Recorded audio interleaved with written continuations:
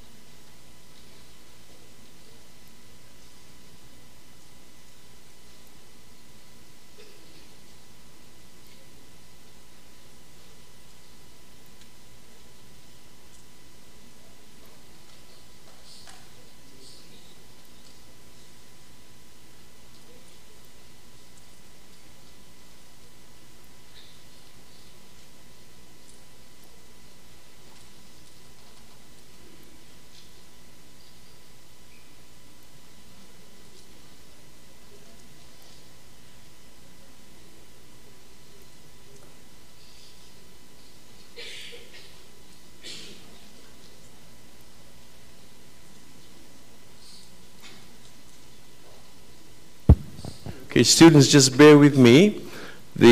Our first presenter is just a little bit late, about 2 minutes late. He represents the Fiji National Provident Fund. So he's going to be coming now. Yeah, just whilst you're waiting, probably just get organized and see where you're sitting and all that. Sitting arrangements. If you haven't signed in the attendance register, we will be giving you one certificate tomorrow when you finish this workshop. Okay, so make sure you have signed your name correctly and clearly, written your name clearly on one of the sheets of paper here. All right? If you haven't, you can just make your way here whilst we're waiting for the first presenter to come.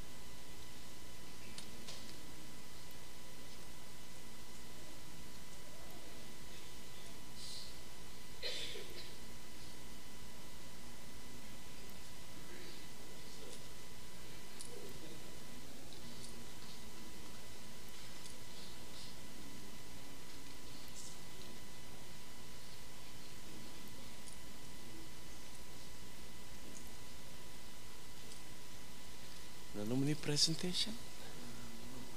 Oh, okay, nice, good. Okay, thank you very much, students. I would just like to welcome Mr. Jonathan Itonowai, who's the Human Resource Manager for the Fiji National Provident Fund. We've actually invited him today just to give us a presentation on uncovering letters and probably relevant information that will be relevant to you if you're applying for a job or you're thinking of joining the Fiji National Provident Fund. So I won't take up any more time. I would like to invite Mr. Tonowai to take the floor, and please just receive him with a round of applause.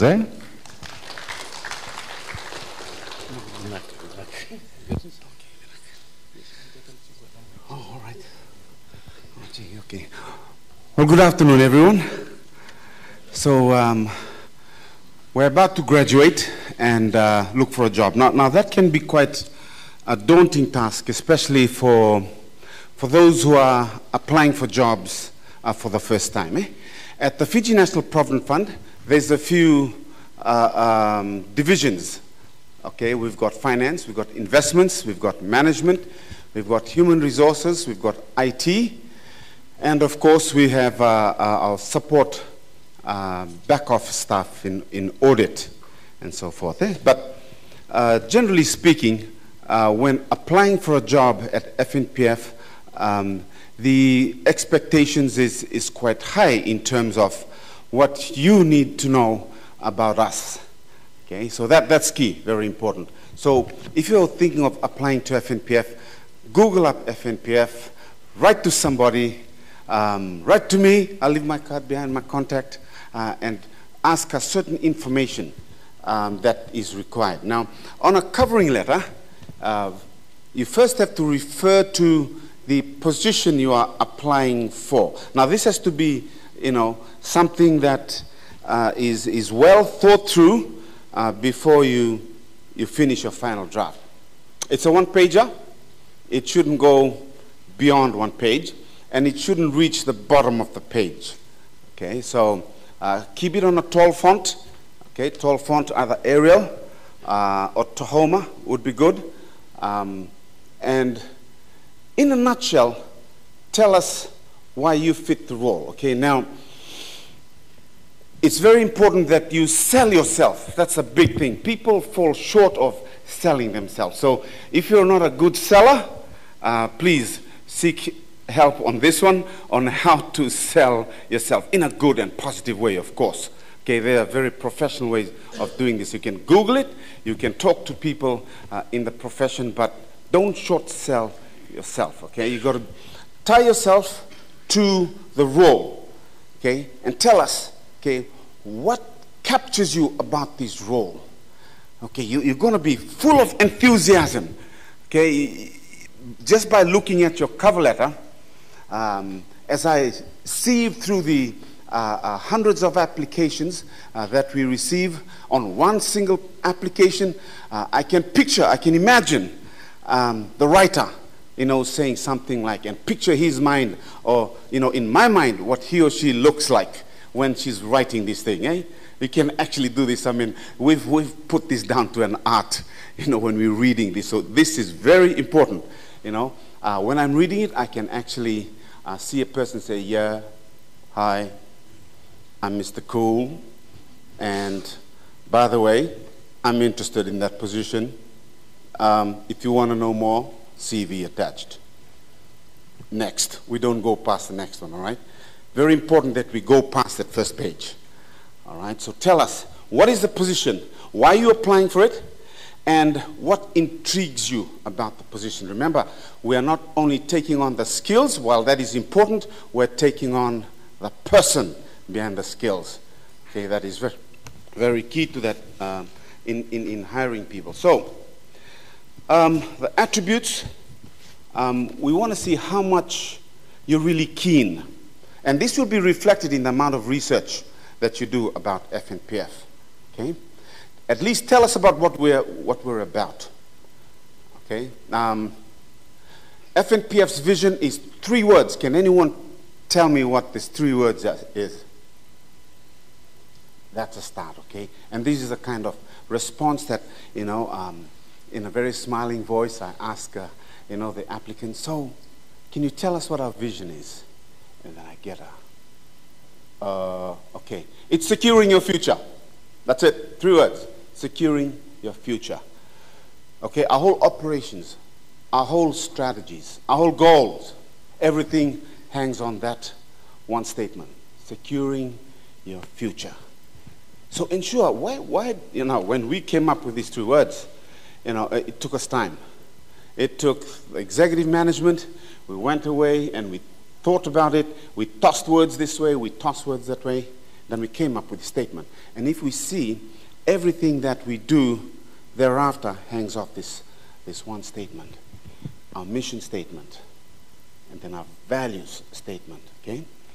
I'm not going to bore you into the mission statement and the vision and the values, but you got to take time. I'm making mention of that now so that you can take the time, so that when you're sitting there, you are fully engaged with us. It's almost like when we sit and interview people, it's like they're getting ready for questions, eh? Okay, just relax. And the questions is like, it's to the extreme left, We want to engage first with you. Okay, so tell us about yourself. Okay, before we get to the questions, we want to know, what do you know about us? You're about to join. You've shown very key interest in the fund. So do you know what the fund is about? We'd like to know that you know our vision before you come on board. We'd like to know that you know the mission, what we're about. Because in our mission statement, all our key strategies hang off that mission statement. Okay? And this is accessible, on our website. There is a high expectation that if you are vying for a position in IT or in accounting or in investment, the expectation is for you to know that space at least, the investment space. So what did we invest in? What was our key theme in our strategic plan for the next 3 to 5 years? Okay, so spend time thinking about, if you're going into investments, or IT for that matter, if you're an IT person, what are the reforms that we've gone through in IT? And, you know, humor us with some examples, all right, just to show us that, hey, you're really into this position, all right. We had in the IT, one of our reforms, think about the reforms, the changes. Now, these are major changes that have taken place over the last 40 years. Okay, 40 years, changes have taken place in the last 7 years. So what has taken place? What changes have taken place in the last 7 years? The major changes, okay? So it's investments. Know what the investment changes are. There's been changes around policies. There's been changes around investment portfolios, return on our investments. What did we invest in? Take a look at the pie charts and see what have we invested in. If you're on accounting and finance, find out what are accounting standards. Okay, what are, you know, our reporting, our annual reporting. What does it look like? Okay, in terms of marketing and communication, how do we operate? Human resources, very important there on human resources in how do we recruit people? Okay, for one single position, you know, like I'm saying, we have a queue. We have to shortlist. Okay, there's a long list, and then there's a short list. Okay, so if you make it on the MQR, the minimum qualification requirement, it goes on to the long list, okay? Now, if there's an experience attached to it, normally they'd say, okay, IT, we'd like an IT programmer, bachelor in IT, so qualification, and minimum of 3 years in a similar role. Now, if you don't have 3 years, mitigate, okay? Remember this, you got to mitigate. If you have a diploma in IT, or in any position that you're applying for, and it requires, you know, a degree, then in your covering letter, you got to mitigate. You're going to show why should we consider you because you are not meeting the minimum qualifications. Okay, so we got the values. Now, values is very important. Okay, I'll just mention the value here because you're going to get a lot of questions along the values. Okay. In our performance appraisal system, 60% is measured on KPIs, on the hard skills, and 40% is on the values-based or values-driven behaviors. Okay, so we work on the values. So it's really about the people. Okay, so it's not all about the job. In many cases, it's about the people. So the values, it's simple. There's 5 values, and its acronym is ETHIC, E-T-H-I-C. Okay, so it's excellence, teamwork, humility, integrity, and courage. Okay, so think about how you can contribute to the company in terms of, 1, the role, and 2 is as a person, as an individual. How do you operate as a team player? Be ready with some personal examples because, of course, you know, we all have the tendency to look up, to Google up these words, but then there's a disconnect when we're requested, when we're asked to tie it down to an example in our lives. Okay, so we're looking for people who are driven by these values. Okay, so the funds in the National Provident Fund, we call ourselves stewards. Okay, so the main theme of the National Provident Fund is stewardship. So everyone who works in the fund sees themselves as a steward. Steward simply means you're looking after someone else's funds. Okay, you're looking after someone else's wealth and property, and therefore we must have good governance around it. we have good policies around it, and also the penalties around the governance of the whole policies of the fund. One thing I've noted when people apply is the lack of confidence. Okay, for first-time applicants, that's fine. I mean, we all know that you're graduating and it's the first time, but it's the ability to show confidence, okay? The ability to show confidence. So when you come in, please don't have any sign of mediocrity in your attitude, because we can pick that up, you know, as if to say, yeah, well, so why should we give you this job?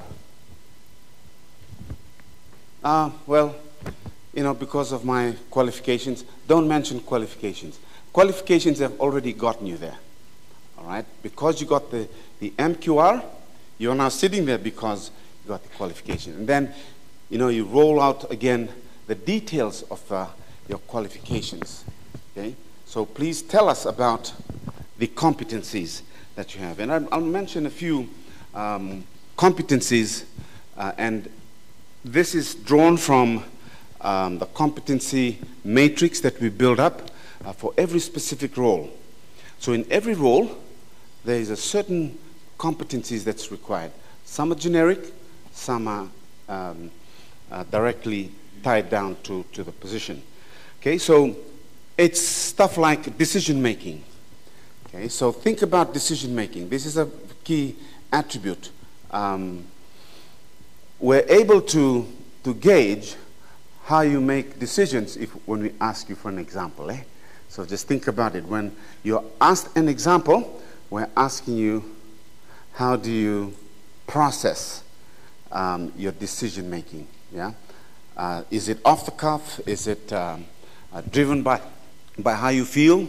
Or is it that decision came about because someone influenced you to? Or it came through in a decision, could be a very simple decision, but it's quite structured in the way that you processed it. It has to be rational, it has to be logical, and you arrived at that decision and were very firm. Okay, being right or wrong, it does not really matter. What matters is that you knew why you made the decision, okay? And on the issue of delegation, we have a delegation in the fund. The CEO delegates his authority so that he doesn't do everything, okay? So I've got certain delegations, all right? So when I'm making the decision, there's a framework that we work around in terms of making a decision, whether it's an HR decision, whether it's a cost issue, whether it's an investment issue, whether it's an issue that has come up from the board. I've got to think like I am the CEO, okay? Because there's a framework in which he thinks, in which he has been trained to, and we have been trained on the same thinking. So in terms of thinking, just be sure you have a rational way. Look up some decision-making models, Google it up, and test yourself, okay? Give yourself some scenarios and test yourself on how you make decisions, okay? When you come up with some examples that you go through here at uni or in life in general, think about, you know, the options. Think about the pros. Think about the cons. Think about the costs. Think about the benefits. Think about all these things. Okay. Once you train your mind into doing this, then it works, you know, in a very quick second when you make a decision. But if you don't have a terms of reference to wrap your mind around to make a decision, then as stewards, that's called a risk. Okay? It's called a risk. And we do have a department of governance and risk that these things are measured. Even leadership is measured. If someone is promoted to become a manager, that person also has to go through a leadership training, because if that person does not go through the training, then he or she is considered a risk. Ability to influence others. Now, this is a soft skill, okay? Ability to influence others. What power of influence do you have?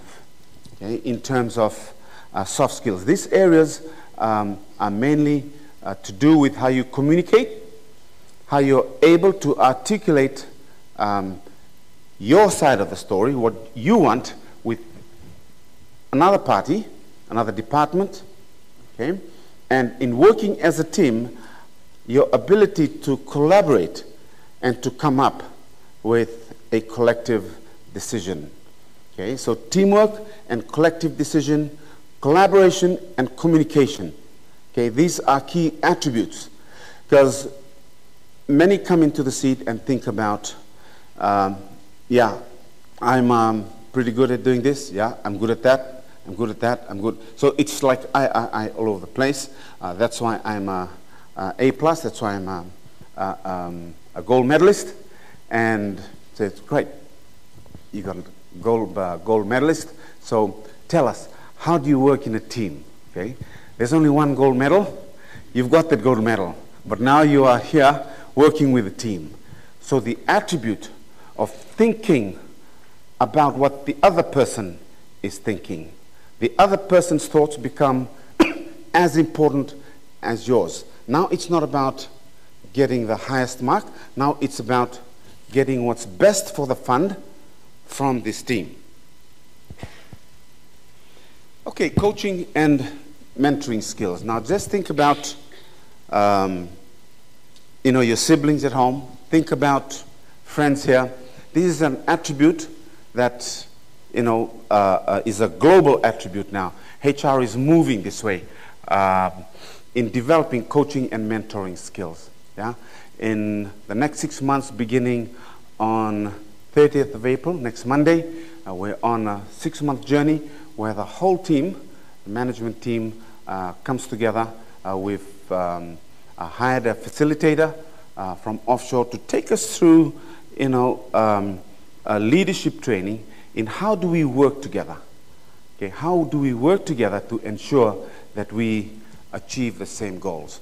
Okay, whilst we're in different divisions, okay, at the end of the day, there is only one goal, and that is our members. Okay, members got 6.35% last year. They want 6.5 or more this year. We can't go back to members and say, sorry, we're going to give 6.2 this year. Okay, so that is one bottom line.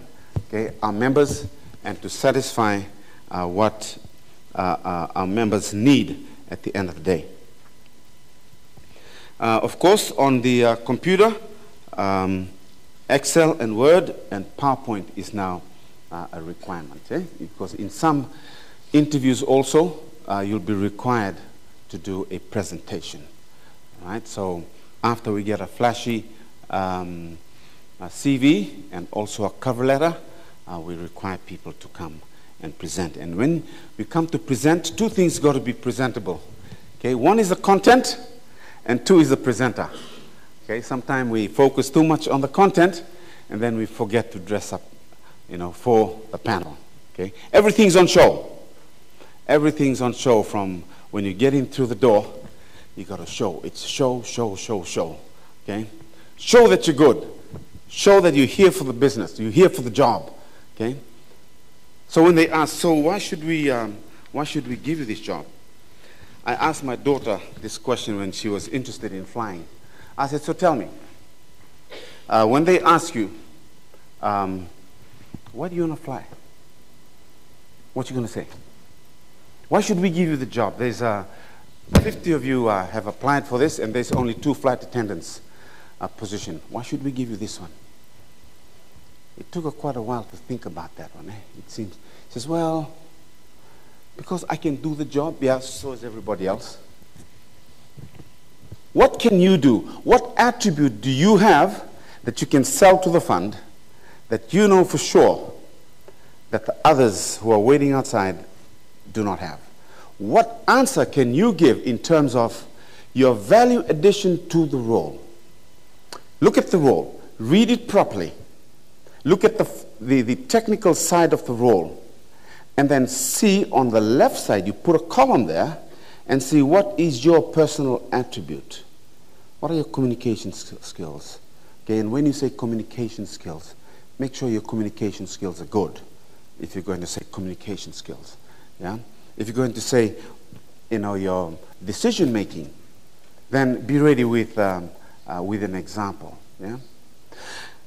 And so we went through this thing with her and says, yeah, Dad, just move on. I'll get that. And says, no. This is the important one. You got to tell me right now, if I were to be interviewing you and saying, why should we give you the job? It was like after, 15, 20 minutes of, really painstaking getting up and getting it wrong, says, no, that's more like it, okay? She walked up and down our sitting room and says, because I'm going to give you the island in the sky. You're going to the most beautiful place in the, in the whole world. And before you land there in the Fiji Islands, you've got to show them that you are actually in Fiji on the plane. Give them that experience. You got to be, they got to see you. You're like, oh. I said, wow, okay, this lady means business. But if you're just sitting there and says, yeah, well, Fiji's like this and Fiji's like, they got to see Fiji in you. So when you come to the fund, we're going to be looking at you from the glasses of the fund. Just be mindful of that, okay? Know the products. Know why we're there, our purpose. Know our mission. Know our values.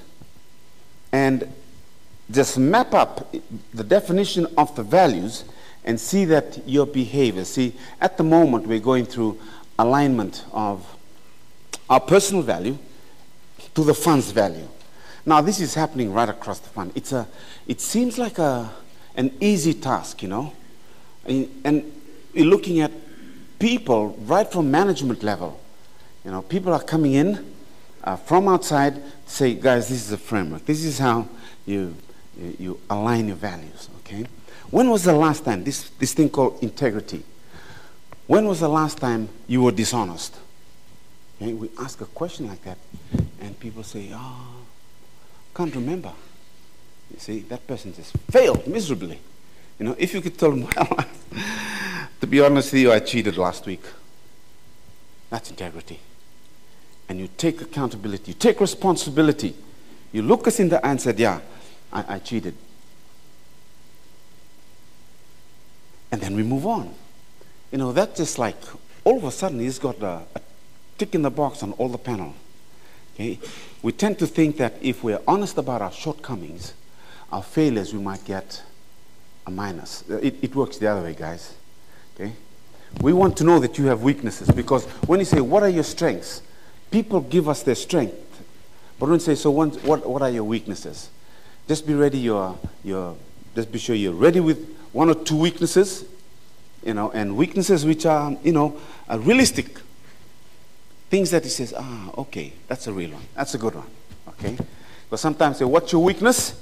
And people say things like, well, I'm sometimes impatient. Okay, that's a bit general. Everybody's impatient, okay? Okay, so expectations in when you're writing, just have this mindset of high expectation. If you pitch yourself low, then that will be your attitude. If you pitch yourself at mediocrity, 50-50, well, if I don't get it from FNPF, I can apply somewhere else. Don't apply. For every position that you're applying for, apply like you're really getting it. Okay? Whether you get it or not, it's another issue. Okay? Show the enthusiasm, show the passion. The passion is going to be seen from that, the covering letter. Okay? It will show that you are joining FNPF because you really want to be involved in the future of the people of Fiji. Okay? Now, there are statistics out there which tells us that 70% of members in the fund, just get round figures like 406,000, okay? That's the number of members we have. So just remember things like that. Read it up somewhere, and 406, memorize that figure, 406. Wow, she knows how many members we have, okay? 70% of members, as of last year's count, have balances below $10,000. Okay? So that's a good place to start. Okay? You read it up and you find out. Now, policies are changing because of this. Because people are getting low balances, and then when they retire, and this I'm talking about people over 50. Okay? People over 50, 70% of people over 50 have balances less than 10,000. Now, that's a major drawback. That's a major failure on the fund. So, why? Because the fund is supposed to secure the future. We're supposed to ensure that they have their money there. But what do? We used to have about 22 or 23 grounds of withdrawals. Now it's just down to the basic 5. Okay, so we've cut down the withdrawals from 22, 23, all the way down to 5. Why? Because we want member balances to grow and have a meaningful retirement fund at the end. Okay, and ensure that, 2, we have a financial literacy advocacy where we come out and talk to people about looking after yourself in the future. And people are asking, why are you keeping our money from us? We can explain. Okay, why? Okay, because people in less than 2 years, they are queuing up at the social welfare department. Okay, and this is quite sad because they queue up over there, and of course because there's information sharing, they know exactly who are the people that have just gotten money 2 years ago and are now queuing up at Social Security. And so they're now put right at the bottom of the list because there are other people who need it more. Okay? So why am I telling us this story? So that you know that this is why we're changing policies.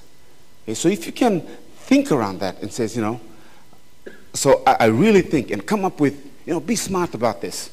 I really think, like you really have thought about this, and say, I really think that, that we should do this, or I propose that we do this because, 70%, so you know what the data is, you know what the statistic is saying, so come up with a clear recommendation.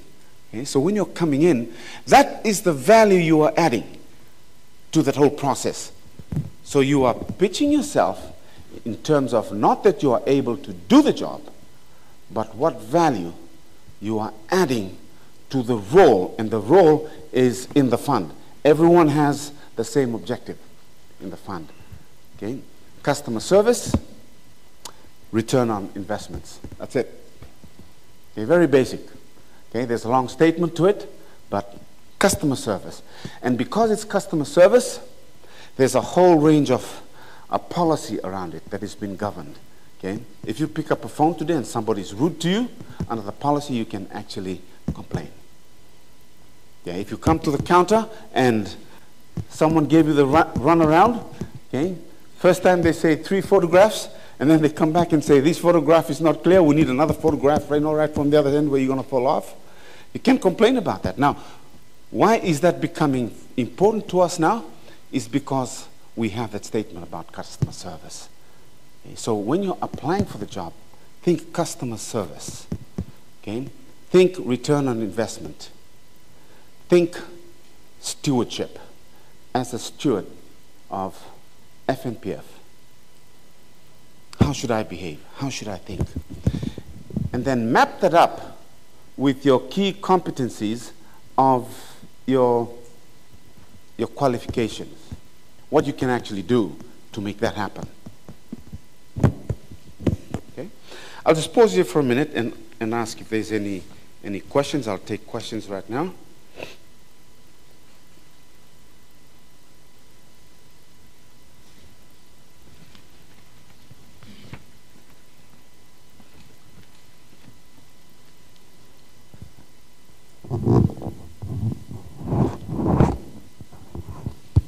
Okay, students, are there any queries or questions? You must remember that it was difficult trying to get Mr. Tonawai to come here and talk to you, right? On careers and covering letters. If you have any queries, please, this is your opportunity. Yes, ma'am.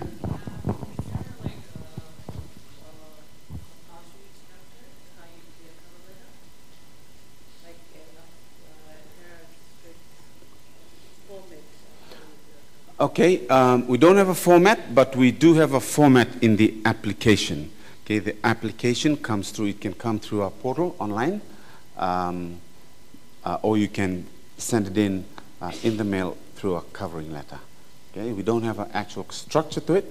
That's probably why I'm here, talking to us about a structure, because some applications come through with a one-liner.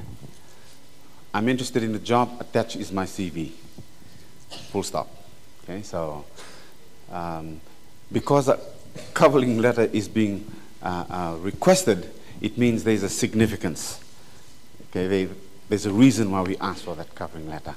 It's just so that we can, you know what's in the CV, you know what you're good at, you know what you can offer the fund.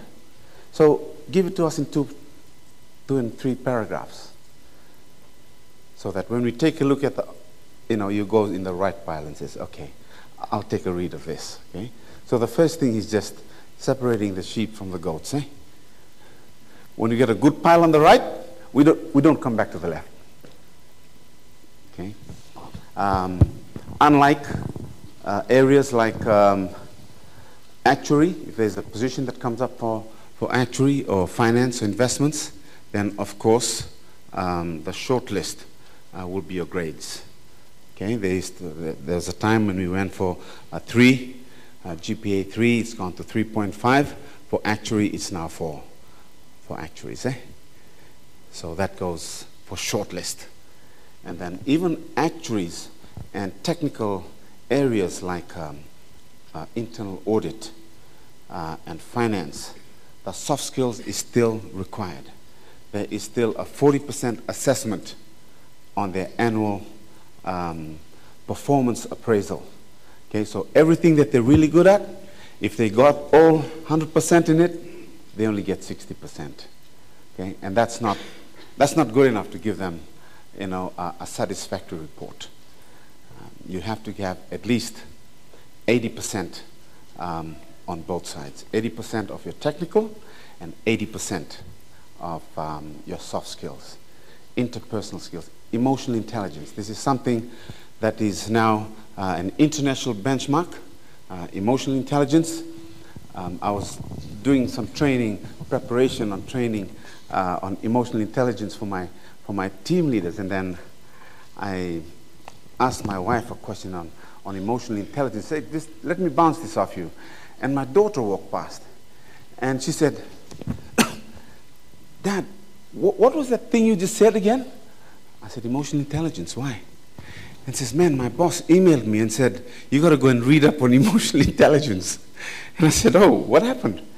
She says, no, I stood up and I was trying to explain properly to the team leader, and she thought I was wrong. I says, no, she doesn't think you're wrong. You're probably right and correct in your content, but in the delivery of your content, your voice, were you standing up or were you sitting down? I was standing up. Were you like, smiling when you're doing that? No. So were you waving your hand about? Yeah, I was trying to push a point. I agree with her. Go read up emotional intelligence. Okay, so this whole thing around emotional intelligence is just being able to gauge the emotion in the room and being able to present your thoughts and ideas in a presentable way. Your tone matters. Your eye contact matters. Standing up, waving your arms about, sitting down, coming back, choosing a better time. Okay, just choosing the emotion in the room, being able to read that. And firstly, knowing your own emotion. I asked my daughter, so when you were standing up doing that, could you tell me how you were feeling at that time? And says, yeah, I can tell you now. Did you know at that time? I says, okay. The long and short of emotional intelligence is this. Before you say something, ask yourself, am I happy? Am I sad? Am I angry? Give it one word. Okay? And if you can say, I'm happy, try again. I'm angry. Then don't say it. Don't say anything yet when you're angry. Okay? That's emotional intelligence. Being able to know and gauge your own emotions, and then you're able to communicate properly and engage with other people. Now, when I was doing a presentation at the commissioned officers training at the Fiji Military Police, the commissioned officers and said, gentlemen, I put it to you that if a new assistant commissioner were to be appointed from these ranks, do you realize what kind of discussion goes on behind closed doors that would make that decision that which one of you would get? They wouldn't look at how many years you were in the service because you'll all pass. All this is a given. Okay? Everything that you've done in the past, your rank at the moment, all that is a given. The kind of communication that goes around in a round table and in a boardroom, which I've experienced, is stuff like this. Oh, Mr. Joe over there, he's a loose cannon. No, I can't really trust him with, negotiating with other companies. He doesn't think before he talk. Oh, but that's just him. That's just Joe. He's like that, No, it's not. We tend to change. Okay? In emotional intelligence, we get rid of the notion of my way or the byway. My way or the highway. Okay? In leadership, we choose our leadership style. Okay? Sadly enough, we have, of course, leaders that still think like that. I have a grandfather which at 78 years old, he says, my way or the highway. Okay, my grandmother would try and plead with him and says, no, I've already said that. Huh? Now, in growing up in his mold, I remember my few years of marriage was like that. Until I realized, hey, I'm growing in someone else's mold. Emotional intelligence is being able to say, okay, I can track where this is coming from. This is not good for my relationship with my wife. Maybe I should tone down a bit. Maybe when I normally say, just shut up, okay? What I've decided, and I don't like being challenged. Okay, before you do that, just take a deep breath. And this requires practice over the years. Smile in the mirror. Take a 3-second break and say, sorry, darling, what was that you were saying again? So that's the ability to be able to manage yourself. Emotional intelligence. That's very high in all of this. And when you walk in a room, if the panelists say, ma'am, relax, it's only us, okay, we can see that you're very tensed. Take a deep breath and smile and look at them in the eyes, okay? Because normally people come in and, hi everyone. Show confidence, okay? Of course we're not confident. We're in the interview room for the first time. And these are like ogres, monsters come in. They're not monsters, they're just people like us, okay? So at least show some confidence. They say good morning to you, good morning, sir. Take a moment and then sit down. Show the confidence. Okay, see, these are some of the attributes that I've highlighted. There's a lot more, but I thought I'd just highlight those very key ones in terms of expectations at the FNPF when you come for an application to join the fund. Okay. Give us a couple of minutes. If there's no more questions, there ends my presentation this afternoon. I just have one question. Yes, sure. Please. Just for the benefit of the students that are here today, now we know these are final year students that are just completing their final units for graduation. Eh? Okay, if they were to put in an application, to Fiji National Provident Fund, they would normally have to go online, or they just come to us at the Career Center, then we forward the application, the CV, and the application, the transcripts directly to your email address? Okay, yeah, thank you for the question, Sammy. Now, once you've graduated, or if before you've graduated, and you see an application, all ads, it's a requirement that we put it in the papers, in the dailies. Okay, so it'll be in the Fiji Times or Fiji Sun, and then it'll point you to the website if you want to do an online application. Yeah.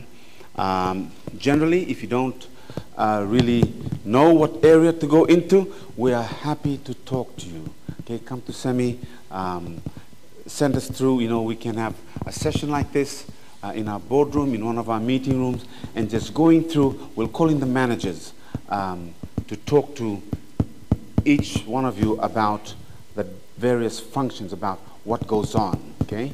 For IT, what goes on in the studies and what goes on in our IT room, not really the same, okay? It's, you get the basic idea of it, but it's good, you know, to come and talk to us about what programs are we using, what initiatives, what was the main overhaul in our IT system.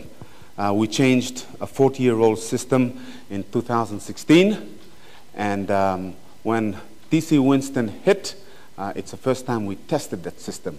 Okay, we processed 3 years of applications within 3.5 weeks. Okay, so we tested the system.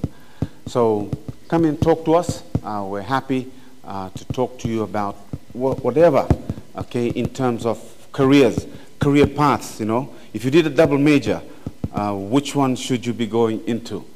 Okay, we talk to people in the region. We've had our colleagues from Kiribati National Provident Fund. 3 of them came over a few weeks ago to be attached to the fund.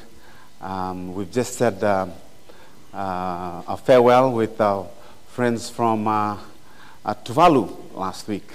Okay, also 3 of them came over, and in May we're having one. The deputy CEO from Tonga is coming in. Okay, just to have a look at the place and share ideas, you know. And we encourage Talano sessions. If you feel that you, as a member, if you feel that there's things that you could contribute to, you feel that, you know, it could help FNPF improve our standards, our service, or anything, any initiatives, you can either come in through our corporate governance department, or you can call in and have a meeting with us.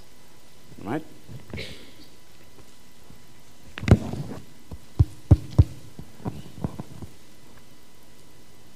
Yes, ma'am.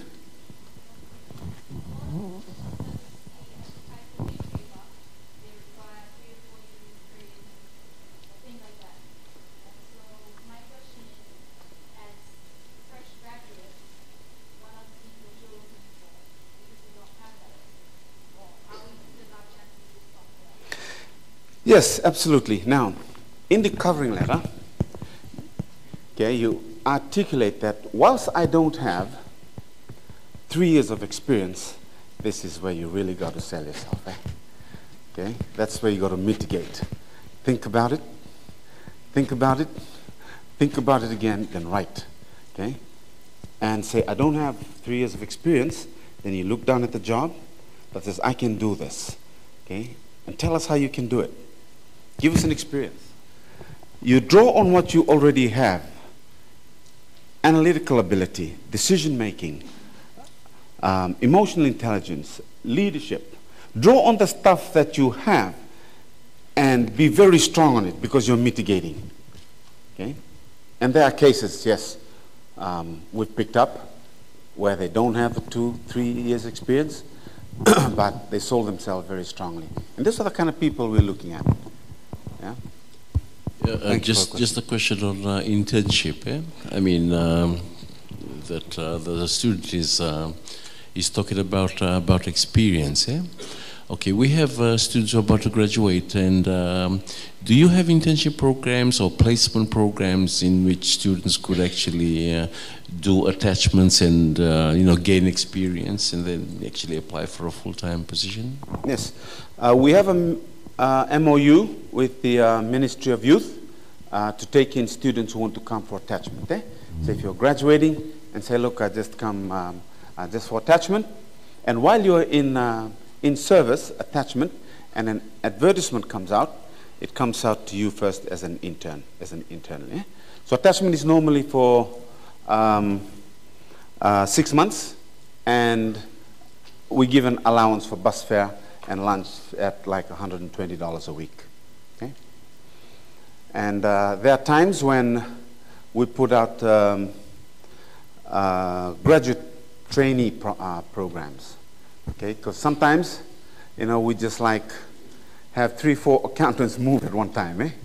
Okay? So the general trend in accounting and finance, they work up to their CPA, and we know who they are because, of course, we encourage growth and development.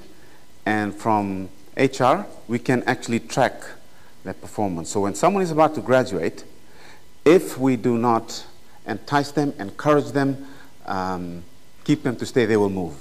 That's just the nature of employment. Okay? So if someone is about to graduate, we keep a tab on them. And we talk to the general manager, head of division says, hey, what are you thinking about this person? He's about to graduate.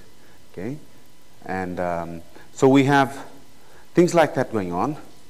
But then in accounting and finance, you know, when you go for a CPA, we normally see 3 or 4 staff apply on the same time, so that they can encourage each other on the studies and so forth. So what usually happens is they all graduate at the same time, and it's normally before they graduate, they apply for other areas and within the fund, and you don't have to be in finance to be in finance, okay? I'm a graduate in accounting and finance. I've been in HR for the last 15 years, okay? So there will come a time where you will make a choice, what area you want to switch lanes to, switch lane, okay? You grow and develop in that area. You have your graduate background, that's great. And then as time goes on, you find out what is your real strength. What do you want to really develop and develop the area? Okay? And we encourage that. And so when there's a whole sweep of accounting people that move either internally or externally, now we cannot stop accounting graduates from moving to other divisions in the company if it comes through the formal application through the advertisement. So we have a hole in the accounting and finance, so that's when we put out graduate trainees, okay, when there's more than 1 or 2 positions, okay, or if there's a lack in the country, okay, so we put out, one time it was accounting, one time it was IT, where we put out graduate trainees. So we prepare, okay, so prepare for people when they leave, we have graduate trainees already trained. So in an accounting area, 1 to 2 years to learn the first level in the accounting functions in finance. Okay? IT, same, 1 to 2 years for level 1 of IT programmers before they get, of course, into IT analysts and so forth. Any other questions? Okay, just another question. Sure. Mr. Tonawai, you will see that the students that are sitting here, they come from a wide variety of disciplines. So what would be the main disciplines that FNPF can actually zero down, you know, just for the benefit of the students that are here, that actually can apply to the various sections that you have there at FNPF? Okay, thank you for the question, Semi. Accounting and finance. Accounting is always in high demand. Investments, it's a specialized field. We normally get people in for trainees, graduate trainee. So you might want to ask for an attachment and see, you know, how you fit in an investment role. Marketing. Marketing also is an area that product development, marketing and product development, it requires research skills and analytical skills to be able to develop products. And these areas with developing business analysts in all divisions where they can encourage innovation and growth. Okay, so the business analysts are the people who continually keep a watch on each business and on their respective business and able to come up with improvements all the time. Okay, and so they'll discuss it with the management of the team. Says this is an innovation, I think we should change a little, this and that, and if it's okay, they give it back to the business analyst, a scope is driven up, and then they go away and do the research, and it comes back, the team discusses it, if it's okay, then it goes to management, executive management, for decision. So yes, business analysts, marketing, accounting, and finance. Anyone here graduating with law? No? Okay. And management in general, okay? Anyone who's got a management and public administration, there's always an area in a whole range of operations there, you know, where management and public administration is concerned.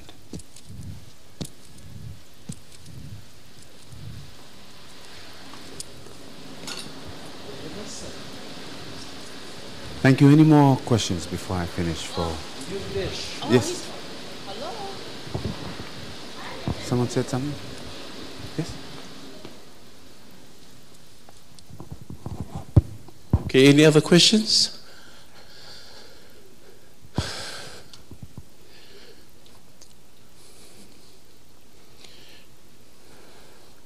Okay, well, thank you very much for having me this afternoon. My contact is with Semi. Please feel free to drop, you know, an email on anything at all, on career development or anything on FNPF, anything at all, because I can always forward it to the people who can answer your questions. Yeah? All right. Thank you very much, Mr. Tonowai. Just give a round of applause for Mr. Tonowai, please. All right. This is not the first and the last time that he's going to come here.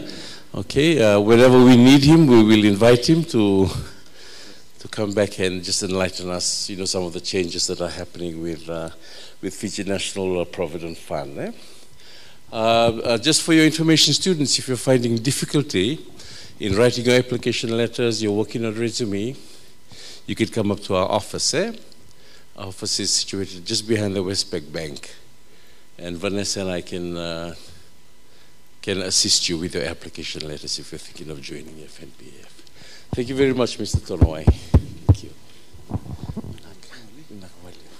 you.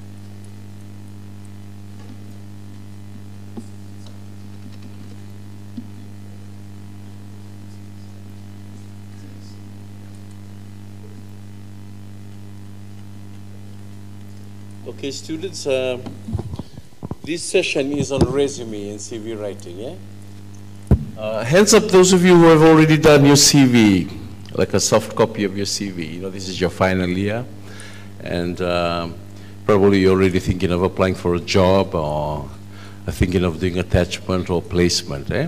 Hands up those of you who have already put together a CV. Resume, eh? No one? Okay. Please just stand up, eh? Just stand up, please. A lot of you are just sleeping on your seats, eh? Can you just stand up, please? Okay. Stand up. Put your hand up. Stretch. All right. Okay, before you sit down, we are having 2 sessions again tomorrow, and then we'll be having refreshments, eh? In our last session, eh? All right, just take a seat, please.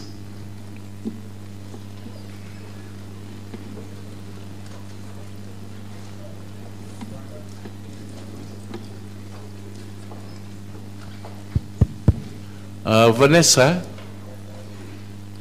Vanessa?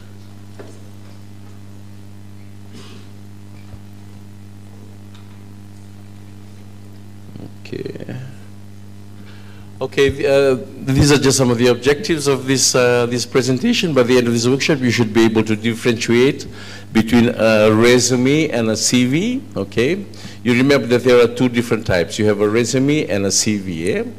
Okay? Identify the different parts of a resume and also with a CV. Eh? Adapt your resume or your CV for the particular position that you're applying for. Eh? You don't actually send the same resume to different jobs. Eh? Some people, they tend to send, like, if they have a resume, they send it to, like, if they're applying for a bank, bank teller's position or a bank officer's position, they're sending that same resume all the time. Eh? So what that means is you have to adapt your resume or your CV for the particular position you're applying for. There may be some things there that you don't need, some things that needs editing. Yeah? There are some things that that are not applicable for that particular position that you will have to take out from your resume. So don't send the same resume to the same, to all the various jobs that you're applying for. Eh? Okay. Okay, resume versus CV. A resume is a brief summary of abilities. It's just a brief. Like if you're a student at USP, unless you have been working for so many years, you will then have a CV. Eh? But a resume is just a brief summary of abilities, right? Summary of your education, the summary of your experiences, maybe job experiences, okay? Right? A resume is where you put in your skills for a specific position, all right? Because you must remember that when you're writing your application letter, it goes with your resume, yeah? Okay? You're writing an application letter and you are at the same time introducing your resume. So it talks about all the competencies that you have, what Mr. Tonawai has mentioned. Talks about the attributes. You remember, you are selling yourself. All right? And on the other side, a CV is a comprehensive statement. It's a big statement. It's everything that you've done through the years. Like if you've been working for 20 years, it'll talk about your work, your experiences, the things that you've done, your research, and so forth. It's a comprehensive statement. Those are the two different things that are there. All right? And the CV also talks about your professional qualifications. If you've been a lecturer, or if you've been a tutor, or been a professor at the university, it will talk about a professional qualification that you have. And also, it talks about the activities related to the job. Okay, when you're preparing your resume, usually it's just one page, okay? If you're a student at the university, I don't really expect to see about 3 or 4 pages from you, Just one page, Okay, then when you're preparing your resume, it usually accompanies the letter when you're applying for a job, Accompanies the letter, right? It has a summary of educational achievements and work experience, okay? When it's going to me, it's coming to me as an employer. First of all, I will just have a look at it. I will look at what kind of job experiences that this person has, What kind of work experiences, Right? A resume, you don't beat around the bush when you're writing your resume, You go straight to the point, okay? I've actually put it there. Right, and at the same time, those of you who have already have a CV, it should be very detailed, but relevant. You take out the things that are not relevant, okay? Who needs it? Make sure you do a little research, for the employer. Like Mr. Tonoi was talking about the Fiji National Provident Fund. When you're applying there, and if you've worked in the Ministry of Forest, for instance, right? Would information from your previous employer be relevant to Fiji National Provident Fund if you're applying for a job? Yes or no? No, eh? Okay. So that's all irrelevant information that you take out. Okay. So do a little research on the potential employer and respond to the advertisement. Okay. Your CV must be detailed. Then you can label it, personal, educational, employment experiences, and other achievements, right? If you've been a lecturer at the university, you probably might like to include your publications, some research work that you have done, okay? Remember, you are selling yourself to the employer. Eh? Remember to be descriptive, not bullet points, when you're doing your CV, What level does the CV market you at? If it looks at you and said, oh, this is a potential candidate. Oh, no, this one here has just started work. You're trying to market yourself at that potential level, that you are the best in that particular field. Now, before you do that, please conduct a self-assessment. Just sit down, right, with your friend, right? And make an assessment. What skills do I have? Can I speak in public? Do I have presentation skills? Right? What about my numbers? Am I good with numbers? Right? What about my relationship with other people? Do I have very good interpersonal skills? Am I honest? You must remember that employers these days, they look for very good interpersonal skills. So interpersonal skills means honesty, trustworthiness, and reliability. Those are three very important interpersonal skills that people must have now, right? You have those interpersonal skills, and then you enhance that with your degree, would make you a very good employee for that organization. So each and every employer is always looking out for people who are honest, people who are reliable, people who can be trusted at times. If you're applying to work in a bank, for instance, and you're handling money every day, you need to be trusted by your superiors. We can't have people who are not trustworthy to work in a bank, right? So know your skills first. Just do a little appraisal. Just find out from other people. Hey, just look at me. What kind of skills do I have? Maybe your friend can help you, can appraise you. So once you list out all your skills, then try to know what are some of your accomplishments. The things that you are planning to achieve within 3 years, things that you're planning to achieve within 5 years, or probably 10 years. Know your accomplishments. What plan of work do you have? What career path are you planning to have, say, in the next 5 or 10 years? What are some of your interests? Okay, do you like going alone, or do you like going with people, mingling with people, associating with people, socializing with people? Okay, these are very, very important employability skills. Know your personal value. What is your value? Are you worth 50 cents, or are you worth $10,000, or are you worth $1 million? Right? You should be able to gauge that just by looking at yourself. These are very, very important. First of all, you have to do a self-assessment.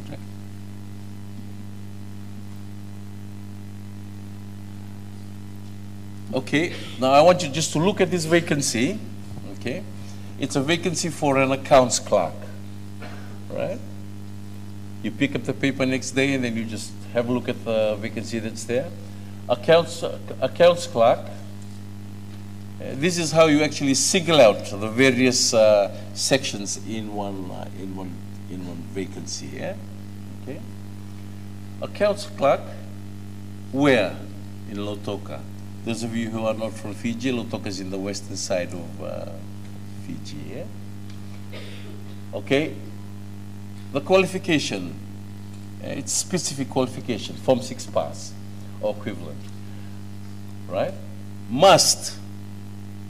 you must have or you must be computer literate. Must be able to work the computer, right? And have basic accounting knowledge, right? Now, first of all, you look at that vacancy. On the right, you look at the specific academic qualifications. What are some of the specific academic qualifications? Can someone tell me? It's right there on the screen. Again, Form 6 pass, computer literate, accounting knowledge. All right? So this vacancy is asking you, you must be Form 6 pass. These are basic requirements. You must be Form 6 pass. Right? Form 6 pass, that's year 13 in Fiji. Is that right, year 13? Year 12 in Fiji. Right? Form 6 pass, year 12. You must be computer literate. You know, every now, all organizations, people who are wanting to work in organizations, they have to be computer literate, because a computer is present in every organization. And since it's an accounts clerk position, right, you must have some basic accounting knowledge. So 3 specific academic qualifications that you must have. All right. Now, let's look at the skills. The specific skills are there, right? 1, you must be a quick learner, right? Quick learner and able to work with minimum supervision. You don't require supervision, just minimum, right? You must be a quick learner and require minimum supervision. And then the contact details are there. Right? Call anytime, right? It doesn't require you to go online and submit a job application online or submit a hard copy, send an email to the HR manager, right? It just says, call anytime, right? And the phone number is there, right? Now, when you look at that application, what does it tell you? That's a very, very easy to follow application, Right? Now, for your information, applications job vacancies differ. They differ as you begin to grow up, to go up the ladder. This is just an accounts clerk position.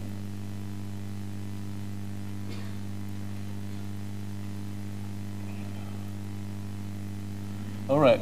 Now look at this vacancy here. This is much more elaborate, much more, little bit complicated, right?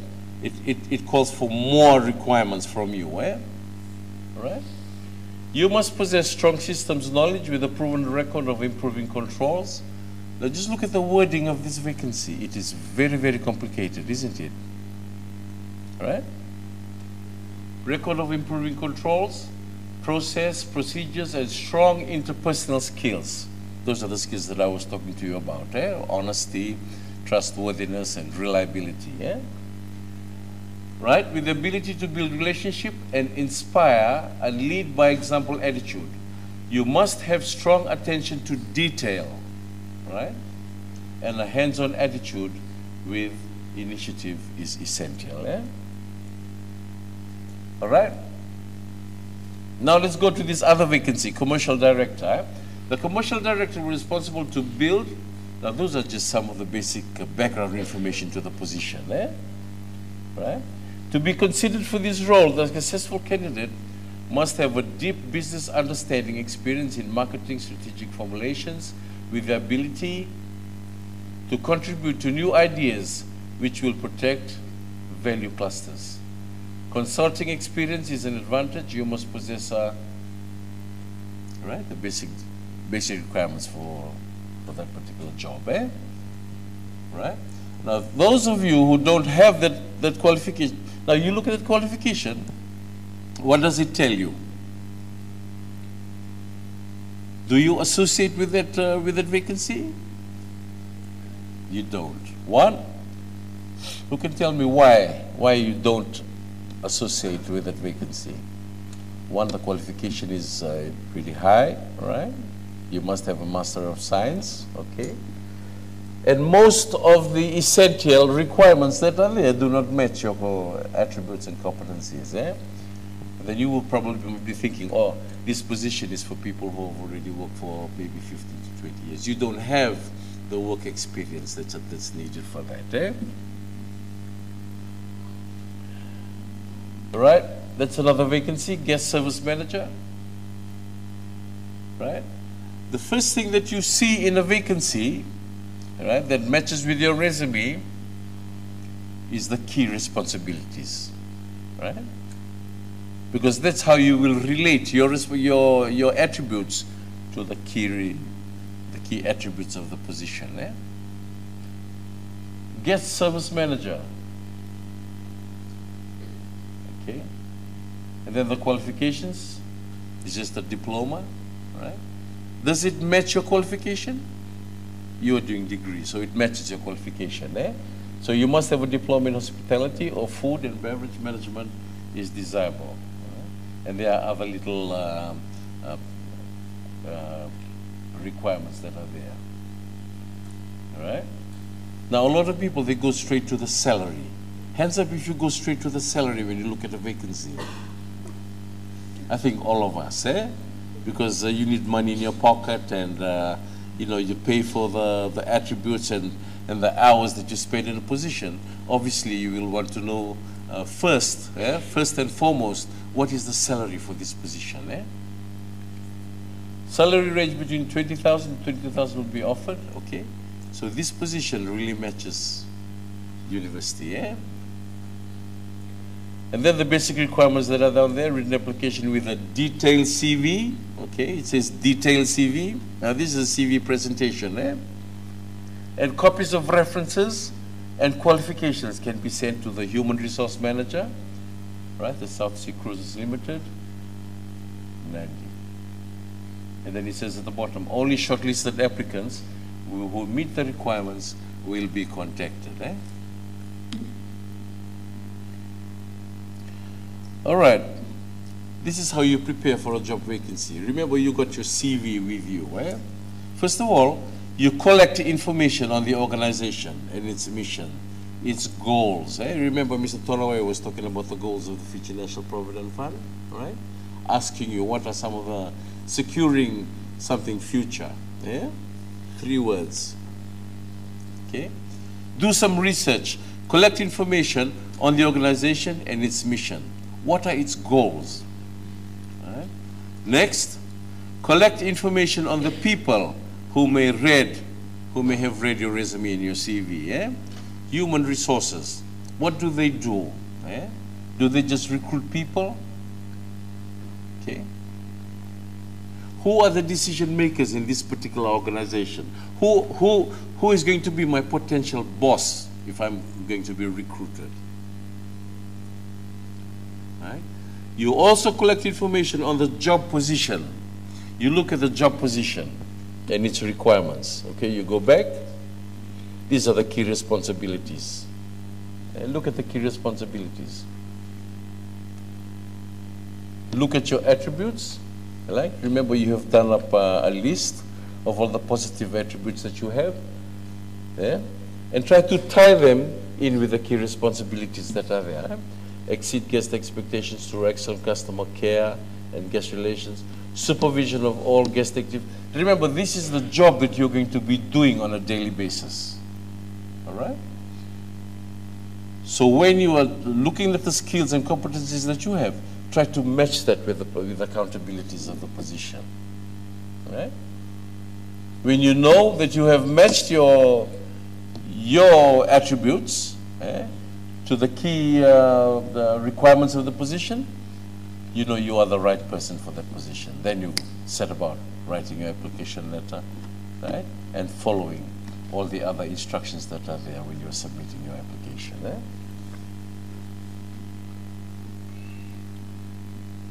Match your training and experience to their needs and expectations. Try to match your training. What about my training? It is relevant? Is it applicable to this particular position? Or am I overtrained? Am I overqualified for this position? Remember, there are no templates, templates that you follow. Some people, they you know, when they apply for a job, you know, some organizations, when they put out vacancies, they just put out an application letter, yeah, with the questions that are there. Yeah? Like, it's not an application letter, it's an application form. Eh? Like they have an application form, and there are some questions that are written on it, eh, that you have to answer. That becomes your application. Yeah? So there are no templates. Right? You are given the freedom to express yourself. Right?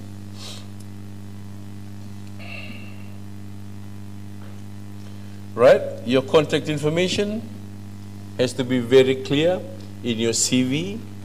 Right? Because if you become shortlisted for that particular vacancy, this organization won't find any problem trying to track you down, and sending you an email or calling you up. Yeah? Hey Daisy, your interview is going to be held on this certain date, at this certain hour, at this place. Okay? You must have all this information. Your residential address, right? Your date of birth should be there, okay? Because the age limit for employment in Fiji goes up to 55 years, all right? So if you were born, like this, if you were born in 1960, you would be 58 years old, right? If I'm an employer, then I see a guy that's applying for this position who's 58 years old.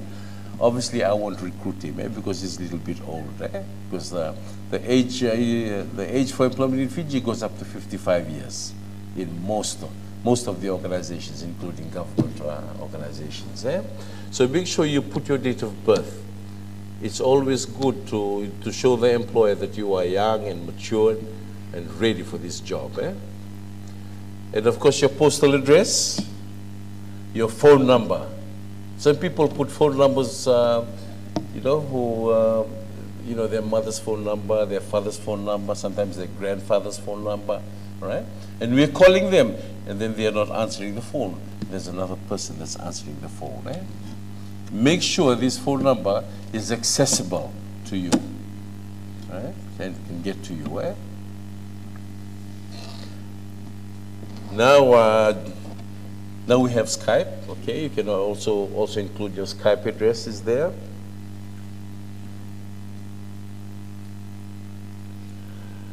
All right, now these are the contents of your resume. Very, very important. You must have an objective statement from the top, You know, what are some of your career profile or career plans? Have an objective statement. Right? Maybe in 5 years' time, I would like to create an accounting firm and be a partner. These are some of the objective statements that employers look out for in people. Right? Have an introductory statement, an objective statement at the top of your CV or your resume. Right? Should be 1 to 3 lines.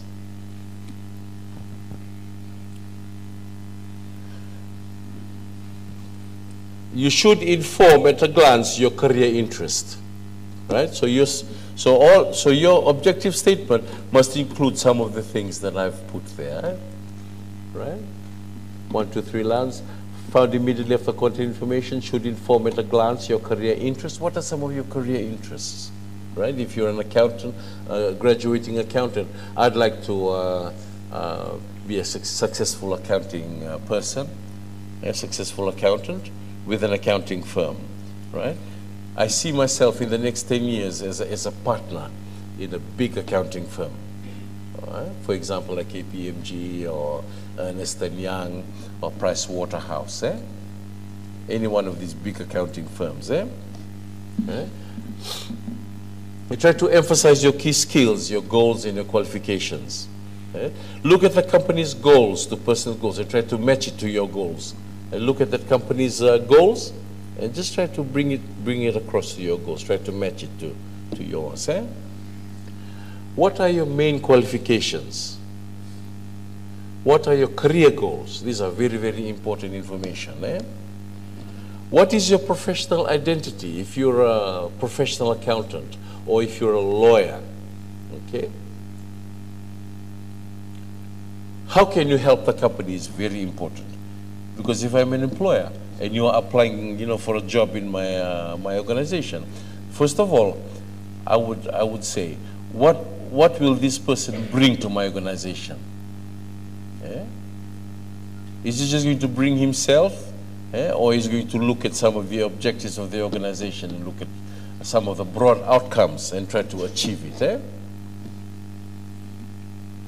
Okay, these are some of the sample objective statements that I've put together, right, that you can take down. I want to be part of an organization that provides an atmosphere of mutual growth and benefits where I can show my talent and potential. That would be like an opening on the top, objective statement. Another one, I would like to be a professional and to utilize my skill and knowledge to fulfill the requirement of the organization in customers, particularly in customer service. If it's a, if it's a customer service, you are giving a service to the, to the public. Customer service, like banking, right? To work in an organization where I can acquire new knowledge and sharpen my skills and put my efforts on achieving organization as well as individual goals. So this person is putting the organizational goals as important rather than his own goals. So these are sample objective statements that you can put on top of your CV or your resume. Right, so those are some of the content, your work experience. You list this chronologically, usually from the recent, from the current to earlier dates. Work experience, where have you worked from this year? List this chronologically, usually from the recent to the earlier dates. Other relevant experience, try and list them chronologically. The most current ones first, right? Down the page you go, you can list your achievements and your awards, computer skills. I have a gold medal in accounting. Okay.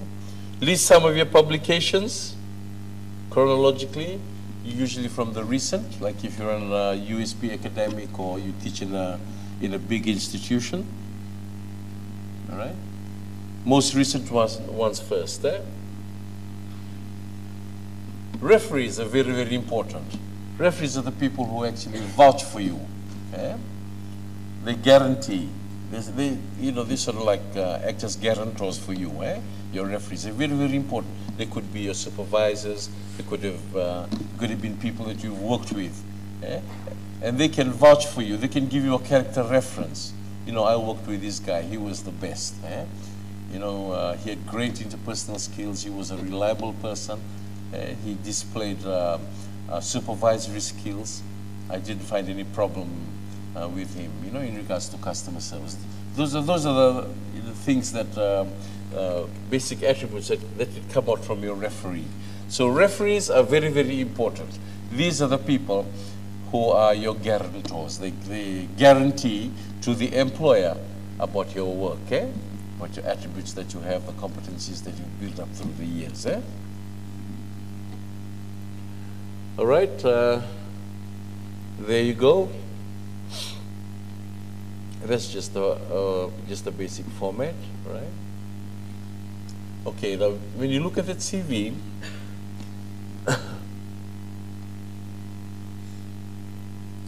why is the person's name in big bold letters?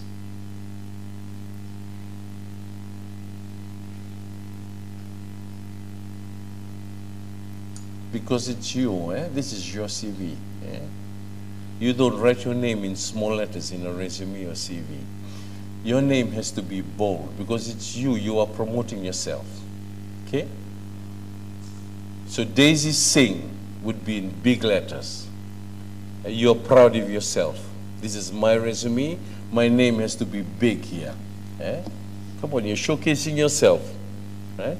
Everything has to be small. My name has to be the biggest. Right? And then all the other information will come down.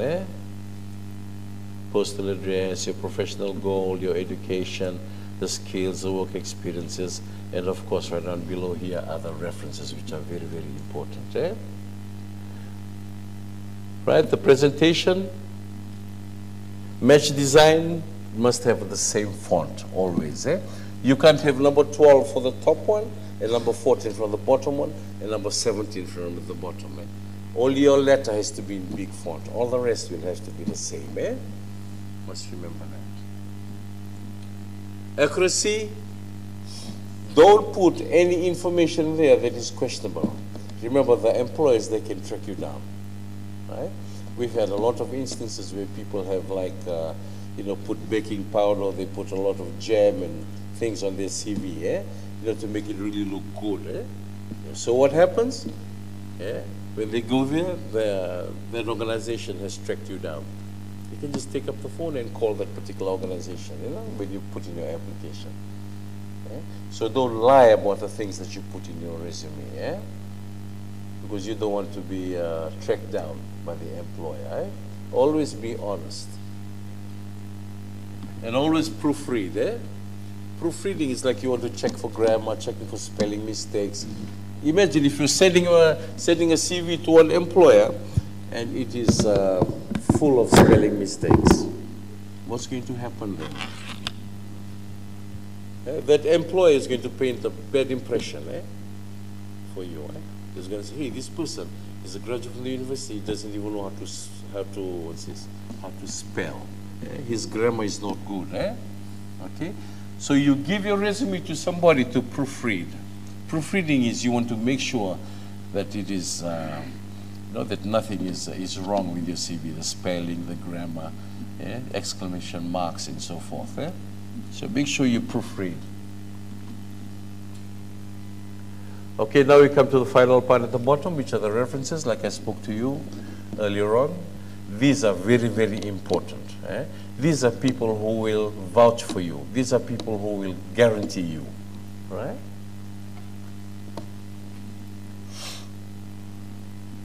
All right, any questions?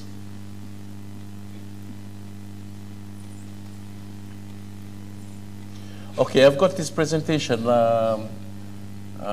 my office. If you feel that you need this presentation, you can come and download the presentation at the careers office. All right. Any questions?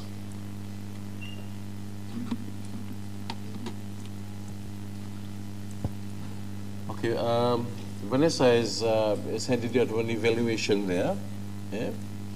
Please just work on your evaluations. Tomorrow, we will have interview skills and career portfolios here. And hopefully Digicel, the organization Digicel is going to be here. They're going to be talking about interview skills. And I want you to be here tomorrow. We'll be having refreshments after that at about 3:30, 3:30 to 4. Please, if you haven't signed up for the register, the attendance register, please put your name with Vanessa at the back there. Okay, just sign your name only once, and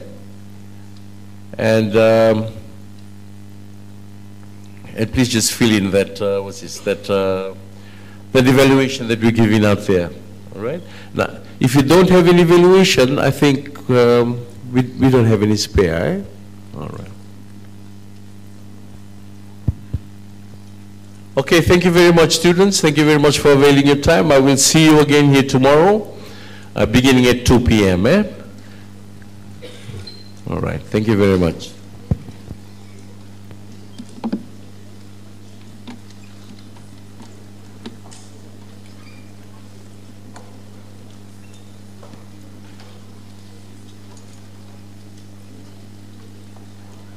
You want to download this here?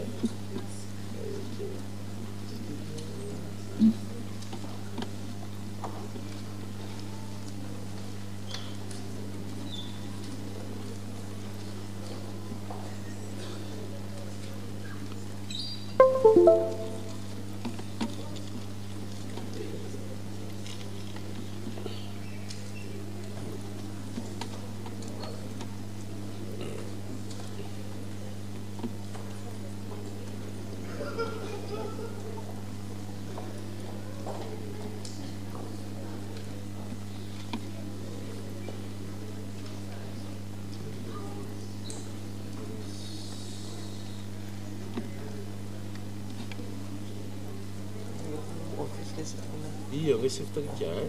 Iya, okey.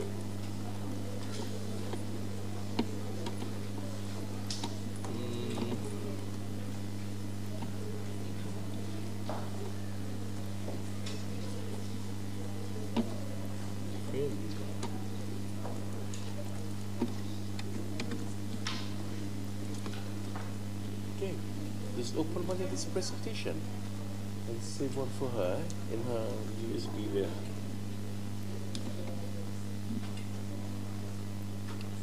It is on desktop? No, it's still on the thing, in the hard drive. Your hard drive? Yeah.